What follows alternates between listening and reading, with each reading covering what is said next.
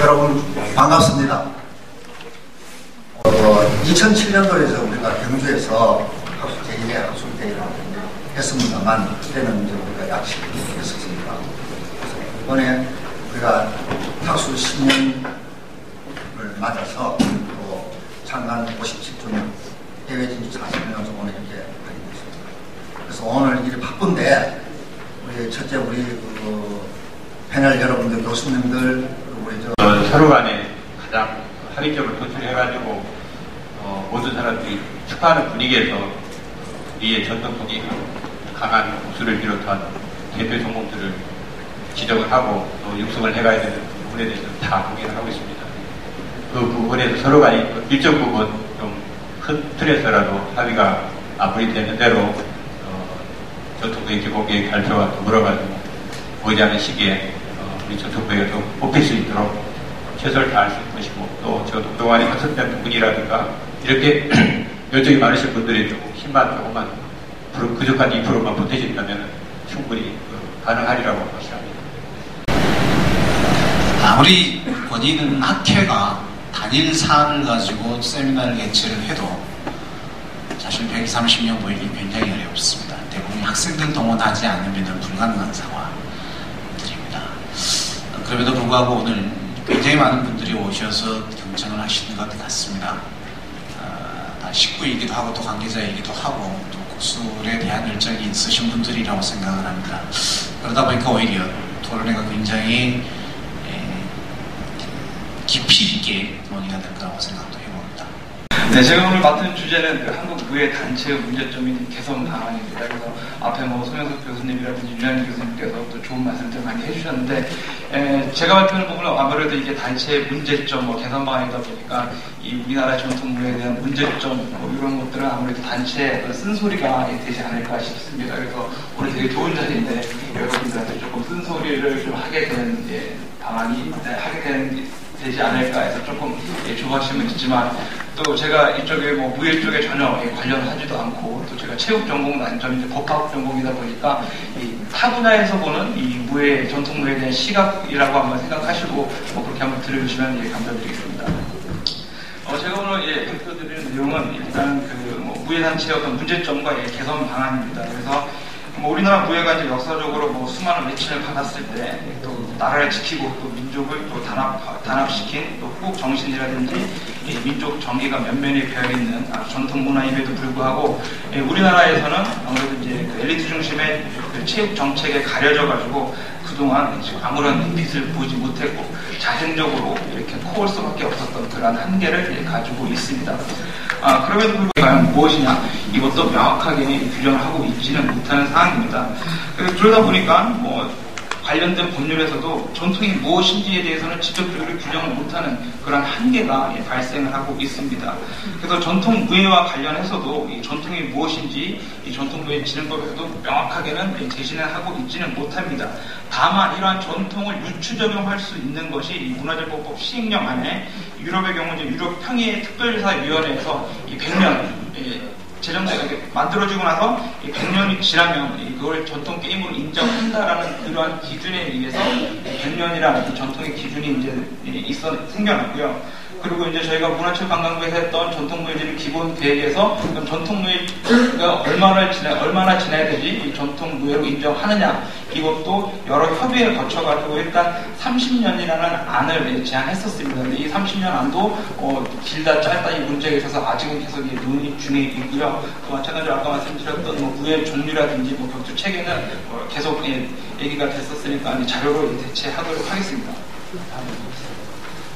단체랑도 아까 앞에서 말씀하셨듯이 대한체육회 가맹 종목이라든지 국민생활체육회 가맹 종목에 여기 나타나 있듯이 이 무예 종목들이 포함되어 있고요. 그 다음에 이제 저희가 이제 이 연구를 하면서 실제적으로 이제 조사를 했던 사항입니다. 그래서 과연 이제 우리나라에 국내외 도장이 이제 얼마나 있느냐 이러한 데이터를 제가 이제 연구 수행을 하면서 2010년도, 2009년도부터 계속 연구 수행을 하면서 자료를 찾아보려고 했는데 자료는 없었습니다. 그래서 정말 발품을 팔아서 모았던 자료입니다. 그래서 쭉 봤더니 국내 이제 도장 현황은 이렇습니다. 국내 도장 현황은 지금 수련 인구랑 이제 같이 있는데 국내 도장 현황만 보면 도장 현황 같은 경우에 총 도장은 한 39,000여 개가 있습니다. 그 중에 이제 국내에 한 17,500여 개가 있고요. 그 다음에 해외에 한 22,000여 개의 도장이 개설되어 있습니다. 그리고 이제 무예단체 이제 회원수 현황인데요. 회원수 현황을 보시면 이제 총 회원수는 국내 국외 다 합쳐가지고 한 3,200만 명 정도가 우리 전통무예를 수련하고 있고요. 국내에서는 약 한 400만 명이 수련하고 있고, 그 다음에 해외에서는 한 2,800만 명이 수련을 하고 있습니다. 다음에 이제 그 무선 수련 인구 현황 중에 이제 사단 이상, 이제 고단자죠. 고단자 이제 배출수도 한번 찾아봤습니다. 그래서 이 사단 이상 고단자 배출수도 보면 전체는 한 10만 3천여 명 정도 되고요. 그 다음에 국내에서 한 8만 9천여 명 정도가 있고, 그 다음에 해외에 한 4만 5천여 명 정도가 있습니다. 근데 이제 이런 통계가 이제 정확한 통계냐라고 이제 물어보실 수 있는데, 정확한 통계라고는 말씀드릴 수가 없습니다. 저희 자체 조사에 의한 통계고요. 아마 이 통계보다 더 정확한 통계는 아마 국내에 없다고 저는 생각을 하고 있습니다. 혹시나 이거보다 더 정확한 통계를 가지고 계신 분이 있으시면 저한테 연락을 주시면 제가 다시 수정 반영하도록 하겠습니다. 왜 그런지에 대한 부분은 일단 문제점에서 다시 말씀드리도록 하겠습니다. 다음에 이제 과연 전통무예 관련된 프로그램 현황입니다. 그래서 뭐 국내 대회 같은 경우에는 종목별로 아마 다들 국내 대회를 하고 계시고요. 그다음에 이제 국제 대회 같은 경우에는 이제 일부 종목들에서 이 국제 대회를 주최하고 있습니다. 뭐 이 국술도 마찬가지고, 뭐 대한해동운동도 마찬가지고, 이렇게 크게 하는 세계 대회도 있고, 근데 이 세계 대회가 과연 정말 이 규정에 따른 몇 개국 이상 참가국이 다 들어오느냐, 이 부분도 일단 뒤에 문제점에서 다시 한번 살펴보도록 하겠습니다. 다음 이제 문제점에 관한 부분입니다. 그래서 이 문제점에 관한 부분에서는 앞서 발표하신 윤현중 교수님께서 이 법제도에 발표하실 때 발표한 내용과 좀 중복되는 부분도 있습니다. 그래서 이제 뭐 문제점 중에 가장 큰 문제점이죠. 아까 김혁출 교수님께서도 지적을 해주셨지만, 일단은 가장 큰 문제점 중에 하나는 바로 이 무예단체의 분열과 또 유사단체 난립으로 인한 무예계의 갈등 심화입니다. 자, 이것은 어제 오늘 일이 아니죠. 계속 무예단체의 갈등이 심화는 계속 있었습니다. 그것은 발전 시기에 따라서 이제 그 내용이 이제 달라질 수 있는데, 이게 이제 1980년도 후반에 전통이라는 어떤 상업성을 가진 상품으로 이제 인식이 되면서 이 기존에 이제 많은 무예들이 이제 전통이라는 어떤 이런 단어를 이제 표방하게 됐고, 그로부터 이제 2000년도에 이제 사단법인이 이제 쉽게 되면서 많은 이제 무예단체들이 이제 생겨나게 됐습니다. 자, 그럼에도 불구하고 이제 2008년도에 이제 전통무예진흥법이 이제 제정이 되면서 그때 이제 전통무예 육성을 위한 가장 기초적인 기반 구축은 뭐냐라고 물어봤을 때 모든 무예인들이 단체 통합이다라고 말씀을 해 주셨습니다. 그래서 거기에 대한 필수적인 요소라고 다 인식도 하시고 거기에 대한 공감도 하였음에도 불구하고 전통무예진흥법이 제정된 지 7년이 지난 오늘까지도 그 어떠한 단체도 단체 통합이 이루어졌다고는 제가 들은 바가 없습니다. 이게 아마 가장 큰 문제가 아닐까 생각하고요. 또 이제 두 번째로 그와 같이 이제 연계된 걸로 아까 김혁출 교수께서도 지적을 해주셨겠지만, 이러한 무예계를 통합할 수 있는 추진체가 아직은 전혀 존재하고 있지 않습니다. 2008년도에 전통무예진흥법 통과 당시만 해도 원로들이라든지 아니면 누군가가 나서서 이러한 우리 무예단체를 통합하겠다라고 움직임은 있었으나 그 뒤로 과연 그럼 누가 어떠한 신망 있는 단체가 나서가지고 이러한 전통무예단체를 통합하겠느냐라는 논의까지는 되어 있었지만, 그 이후로 실제적으로 눈에 보이는 단체 통합에 대한 부분들은 전혀 없었습니다. 무예단 통합에 대해서도 현재까지도 해당 단체의 어떤 기득권만을 주장하고 또 서로의 눈치만 볼 뿐 아주 미온적인 태도로 일관하고 있고, 뭐 속된 말로 서로 어떤 밥그릇 싸움이 되지 않을까, 이것 때문에 서로 아직도 무예단체들이 아마 이렇게 눈치만 보고 있는 상황입니다. 그래서 아직도 이게 대승적 차원에서 단체 통합, 여담이지만 지금 아까 말씀하신 저희가 지금 전통무예 종목이 조사된 게 69개 종목입니다. 69개 종목인데 저희가 지금 단체는 저희가 조사한 것만 한 340여 개 단체가 됩니다. 이것도 조사한 거고요. 이제 또 들리는 얘기는 한 600개의 단체가 있다라는 그런 얘기도 하고 있습니다. 그래서 이러한 단체들을 종목별로 통합할 수 있는 신망 있는 단체라든지 어떤 대표 단체, 지금 전통무예 대표단체라고 이제 하는 몇몇 단체들이 있습니다. 하지만 그러한 단체들도 신망 있게 전통무예 단체 통합을 이루는 목적을 가지고 만들어야 되는데 아직 그러한 목적을 이행하지는 않고 있는 그러한 실정입니다. 그 다음에 이제 세 번째로는 무예 전승을 위한 학술 경험이 국제화 역량의 미흡입니다. 오늘 이 국술의 이런 국제학술대회처럼 이러한 대회가 한 10개 종목에서만 이루어진다 해도 지금 제가 지적드리는 이러한 문제는 분명히 해소되리라고 생각을 하고 있습니다. 하지만 그 어떠한 단체에서도 학술대회를 하고 있다라고 하지만 이렇게 학술대회 한다고 뭐 초청을 한다든지 학술대회 한다고 뭐 보도자를 낸다든지 그런 무예단체는 이 국술 이것 빼고는 제가 보지를 못했습니다. 그래서 마찬가지로 이 전통무예라는 것은 물론 기능도 중요하겠지만 이때까지 전승해왔던 것을 우리 미래 유산으로 어떻게 이어갈 것인가, 이 부분도 가장 중요한 부분 중에 하나입니다.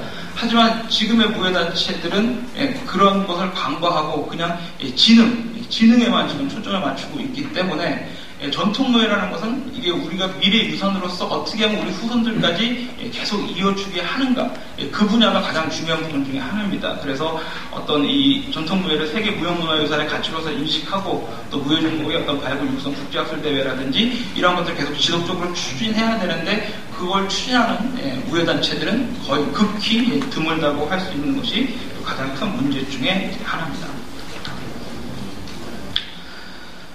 다음으로 이제 단체 운영 효율화의 미흡입니다. 일단은 뭐 가장 중요한 것은 아까도 제가 뒤에서 이제 설명해 드린다고 했는데 그 부분이 바로 이 부분입니다. 그 회원관리 시스템 및 교육 운영 프로그램의 부재인데 아까 제가 말씀드렸듯이 전통 무예 종목이 69개 종목이고요. 지금 저희가 파악한 무예 단체가 340여 개 단체입니다. 그런데 저희가 이제 이 기본계획 연구를 수행하면서 무예단체들랑 지속적으로 컨택을 하려고 정말 많이 노력을 했습니다. 340여 개 단체 중에 저희가 이제 리스트, 즉 연락이 가능한 무예단체가 한 148개 단체가 되고요. 거기에 대해서 저희가 이러한 설문을 좀 해주십시오. 아까 말씀드렸던 뭐 회원수, 뭐 지부수 이런 거 좀 다 조사 좀 해주십시오라고 연락을 드린 단체가 100개 단체입니다. 100개 단체. 그 100개 단체 중에 저희한테 모든 자료를 다 회신해준 단체가 한 80여 개 단체가 됩니다.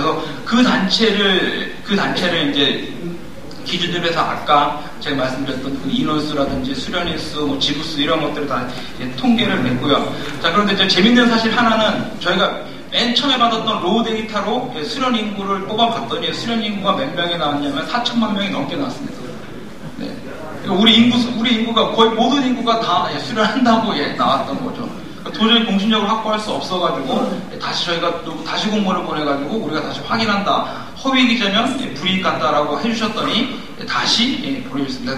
그 중에 뭐 해외 수련인수 뭐 몇몇 명 그냥 끝에 그냥 딱 떨어지는 숫자는 다시 저희가 전화해서 다시 확인해 드렸습니다.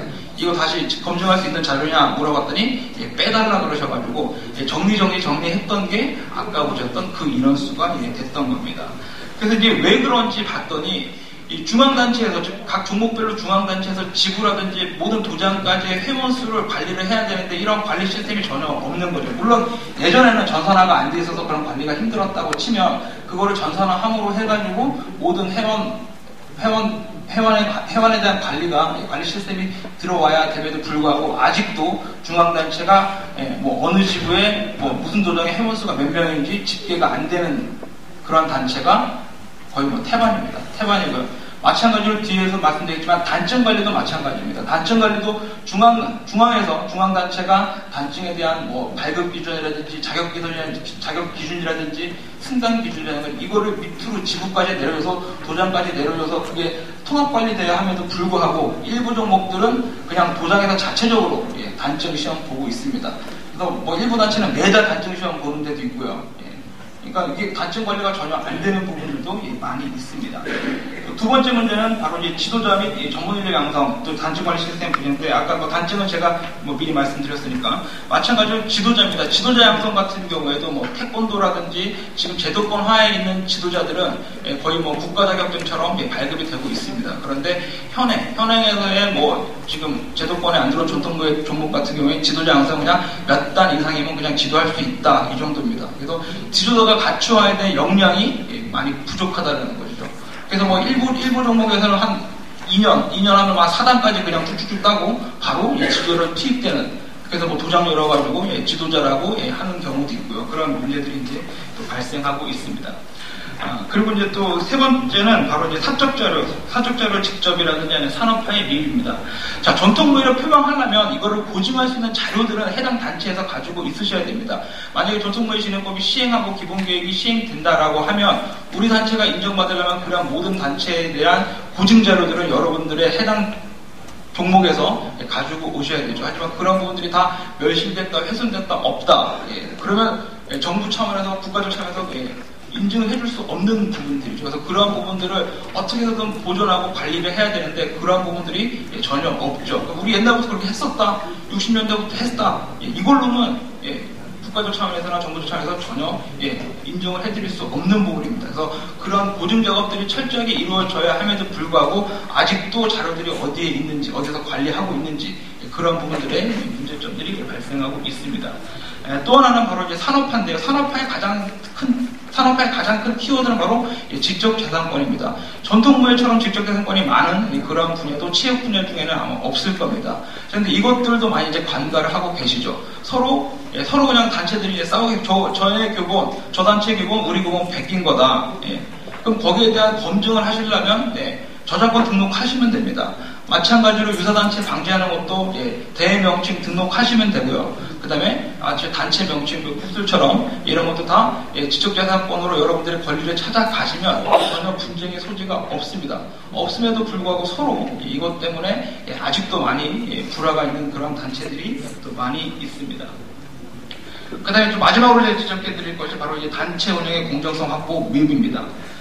뭐 흔히 아까도 얘기했듯이 한 달에 한 번씩 단체 심사 있다고 하는 단체도 있다고 했는데, 흔히 이제 이 도장을 운영하시다 보니까 이제 어린 학생들 상대로 단증 장사한다라는 그런 또 비판도 많이 있습니다. 물론 일부 종목입니다. 그래서 또 마찬가지로 이제 대회, 제가 이제 장가상 지원대회도 많이 이제 실사를 나갔었는데, 장가상 지원대회도 보면은 거의 다 초, 중 등 학생이 많이 참여합니다. 그런데 이제 거기 참가비를 받는데 그런 참가비가 과연 어떻게 집행되는지 이러한 것들도 전혀 모르게 그냥 집행부만 알 정도로 집행이 되고 있어가지고 또 문제가 되고 있고, 또 얼마 전에도 사건이 있어서 아시겠지만 명망 있는 전통무예 단체 하나도 정부의 어떤 감사에 걸렸던 그런 부분들이 있고요. 또 마찬가지로 이제 판정에 대한 부분입니다. 경기화하고 있는 종목들은 이 판정이라든지 심판에 대한 공정한 교육이 있어야 됨에도 불구하고 이러한 부분들이 지금 무예단체에서는 전혀 이루어지고 있지 않는 그러한 문제점들이 발생되어 있습니다. 자, 여기까지가 이제 문제였고요. 자, 그럼 이제 여기에 대한 개선 방안을 이제 어떻게 가져가야 되느냐, 짤막하게 설명을 드리겠습니다. 다음.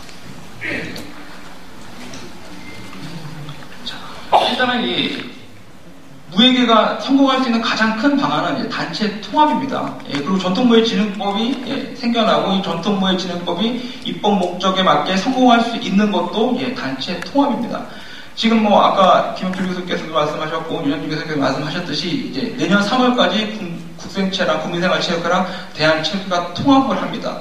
그럼에도 불구하고 전통무예 단체는 아직까지 이렇게 난립으로 남아 있다라고 하면 제가 볼 때 전통무예진흥법은 그냥 폐지되는 게 맞다라고 보고 있습니다. 그래서 저는 이 전통무예진흥법에 발의되고 그 다음에 저희 기본계획 할 때만 해도 다른 체육단체보다 우리 전통무예가 먼저 단체 통합 이루어가지고 뭔가를 좀 보여줘야 되겠다, 그런 희망은 가지고 있었지만 그건 그냥 단지 이제 희망일 뿐이었습니다. 내년도 3월에 대한체육회랑 국생체가 통합하고 나면 통합하고 난 뒤에도 우리 전통무예 단체는 아직 이대로 있다라고 하면 더 이상의 전통무예 발전은 없다라고 봅니다. 그래서 거기에 대한 개선 방안으로는 국내 체육계 시류에 맞춰가지고 우리 전통무예도 1종목 1단체가 돼야 된다고 봅니다. 자, 그러기 위해서는 뭐가 있어야 되냐? 신망 있는 대표단체. 이제는 밥그릇 싸움이 아니라 서로 눈치 보는 것이 아니라 원로시든지 아니면은 지금 현재 관장님이라든지 관장님들이시라든지 아니면 젊은 세대라든지 젊은 관장님이시라든지 누군가가 나서서 큰 목소리를 외쳐주셔야 됩니다. 이제는 우리 전통무예가 서로 단체 통합을 이루어가지고 제대로 이제 발전해야 된다. 이런 목소리를 지속적으로 내주시고 또 그거를 실행에 옮기셔야만 할 때입니다. 더 이상은 늦춰져서는 안 될 그러한 시기라고 보고 있습니다. 두 번째는 이제 학술 역량 강화 및 국제 역량 강화입니다. 일단은 아까도 말씀드렸듯이 이런 학술대회가 한 10개 단체만 계속 이루어진다라고 하면 전통무예가 어떻게 발전되고 각 종목들이 어떻게 발전되고 검증하지 않아도 자연적으로 다 알 수 있을 겁니다. 그런데 그런 것들이 없으니까 계속 문제가 되고 그게 다 이제 불협화음이 되고 그게 이제 갈등의 시초가 되고 있는 것이죠. 그래서 이러한 것들 즉 뭐 정기 국제 학술대회 개최라든지 아니면 이거를 정말 이 문화적 가치로 전통무예를 문화적 가치로 보존할 수 있는 그런 학술적 가치 제고를 위한 사업들을 각 해당 무예단체에서는 추진을 하셔야 되고요. 또 마찬가지로 이제는 우리나라에서 전통무예가 아니라 세계에서 전통무예라는 것을 이제 보여줘야 될 때입니다. 뭐 이제 지금 여기 이제 저희 우리 국술도 마찬가지고 해동국도 마찬가지고 세계화에 성공한 종목들이 몇몇 종목들이 있습니다. 마찬가지로 아까 수련인구 봤을 때도 우리나라 수련인구보다 해외 수련인구가 훨씬 더 많습니다. 전 조사에서 너무 깜짝 놀랐습니다. 과연 우리 전통무예가 이렇게 해외 수련인구가 많았나라고 이제 느꼈었는데 그건 바로 이제 세계화에 성공한 종목들이 있죠. 이러한 종목들을 벤치마킹 하시던지 해서 지금 종목별로 다 마찬가지로 국제대회 개최도 유치하시고 또 마찬가지로 외국인 대상 종목 프로그램도 해외에 많이 보급해서 마찬가지로 지금 해외에 나가 있는 태권도 도장들에서도 태권도만 가르치지 않습니다. 합기도 유술 뭐 다 가르치십니다. 그러니까 거기와 같이 태권도처럼 태권도 연기하든지 다양한 방법들, 다양한 프로그램들을 가지고 태권도를 기반으로 해서 뭐 해외 진출하시든지 그런 프로그램들을 계속 개발하시고 발전해 나가야 될 것입니다. 또 다음입니다.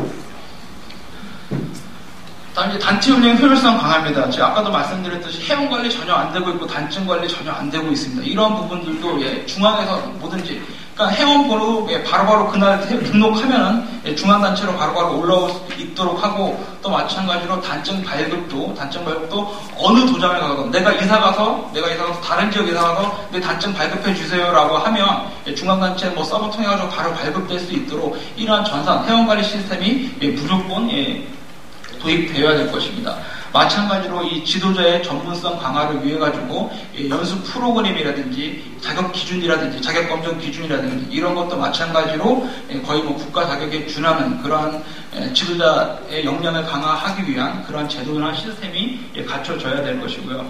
또 마찬가지로 이 종목별로 우리가 전통무예라는 것을 인정받기 위해서는 과연 어떻게 창시되고 어떻게 계승되고 또 거기에 대한 후계자 중심으로 이러한 전수체계가 어떻게 발전되어 왔는지 이러한 것들이 다 고증되고 그런 것들이 가치로 인정될 때 이 전통무예가 이 전통적인 가치로 비로소 인정을 받을 수 있는 그러한 것이라고 생각합니다. 그래서 그러한 것들은 바로 이러한 세미나 학술대회를 통해 가지고 검증을 통해 가지고 이 정당성을 부여받으면 그 누구도 그 해당 종목에 대한 전통성에 대해서는 부정하지 않을 것입니다.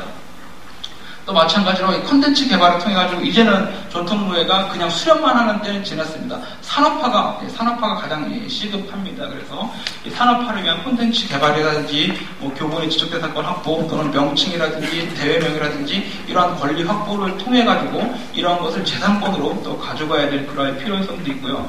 또 마지막으로 이 단체 운영의 공정성을 확보하기 위해서 일단은 지금 모든 체육단체들은 다 경영공시를 합니다. 그래서 1년에 얼마 썼고, 뭐 어떻게 했고, 이사회 언제 했고, 이사회 회의록까지 다 체육단체는 다 홈페이지에 통해서 공시하게 되어 있습니다. 근데 아직 제도권에 들어오지 않은 전통무예 종목은 아직 그럴 필요까지는 없는데, 이런 것도 이제 필요합니다. 전통무예 종목이 그냥 제도권에 못 들어오고 있다 그래가지고 이거를 그냥 간과해놓는다라고 하면 마찬가지로 전통무예 발전은 그만큼 더딜 수밖에 없는 것입니다. 그래서 체육단체에 준하는 만큼의 어떤 경영공시를 통해 가지고 예를 들어서 회원들한테 회의받은 게 있다라고 하면 거기에 대한 부분들은 명확하게 회원들한테 알려줘야 될 권리는 바로 해당 단체에 있는 것이고요. 또 대회를 열었다라고 하면 그 대회에 회비를 받았다라고 하면 그 회비가 어떻게 쓰여졌는지는 마찬가지로 다 해비를 낸 사람들한테 알려줘야 될 의무는 마찬가지로 있는 것입니다. 그래서 거기에 대한 운영에 대한 공정성도 확보를 해주시고요.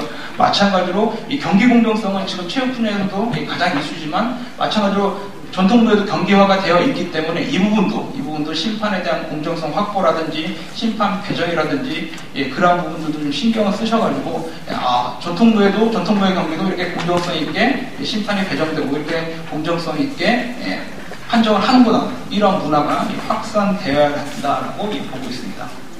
다음입니다.